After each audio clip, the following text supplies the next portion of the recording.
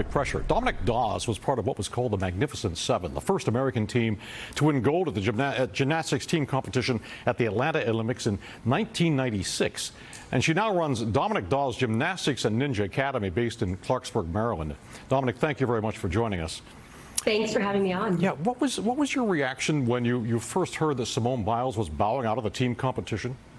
I was pretty shocked. I awoke to this news from a text message from a friend saying that Simone Biles had pulled herself out of the team competition. I right away thought of a physical injury, and I was very alarmed about that, knowing the difficulty of her skills and the level of injury that she could endure. However, when I did further reading and I heard about it, that it was maybe a mental block issue, and that's something that I went through many years in the sport of gymnastics. It's very common, but it's very tough. I love the fact that Simone trusted her heart. She listened to her own voice, and she made the decision that was best for her mind as well as for her body. Yeah, you mentioned you went through that yourself. You've had firsthand experience with Olympic level pressure.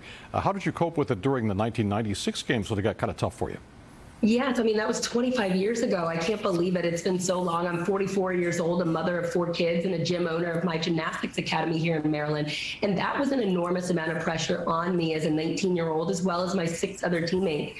Simone Biles coming back for her second Olympic Games, 24 years old, targeted and labeled as the GOAT. She's the leader of the squad. I'm sure she felt the pressure. I think she was even quoted in saying that she felt like she had the weight of the world on her shoulders. But more than anything, I love the fact that she listened to her own voice. Many people would make you push through. I pushed throughout my whole career, and I took those risks, and I think it's best for athletes to make the decision that's best for them, and I'm happy that she put her mental health first. Sure, there was a clue when she posted on Instagram yesterday that she felt like she had the weight of the world on her shoulders. Naomi Osaka is openly speaking now about that same weight, and so are others. Now, what has changed now allowing athletes to speak openly about the pressure?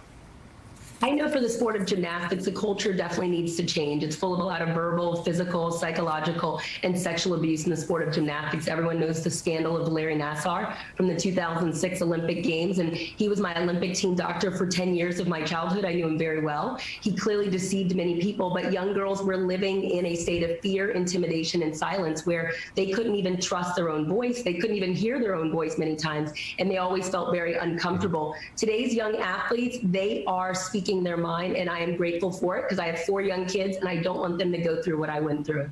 Well, at your training academy, you apply the lessons you've learned about pressure to teach young boys and girls how to handle the pressure and just have fun. What are the things you tell them?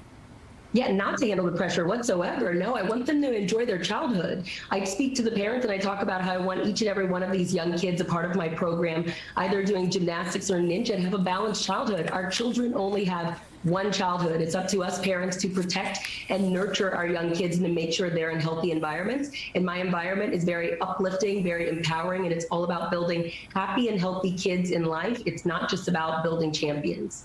All right, Dominique Dawes, 1996 Olympic champion. Thank you very much for joining us tonight.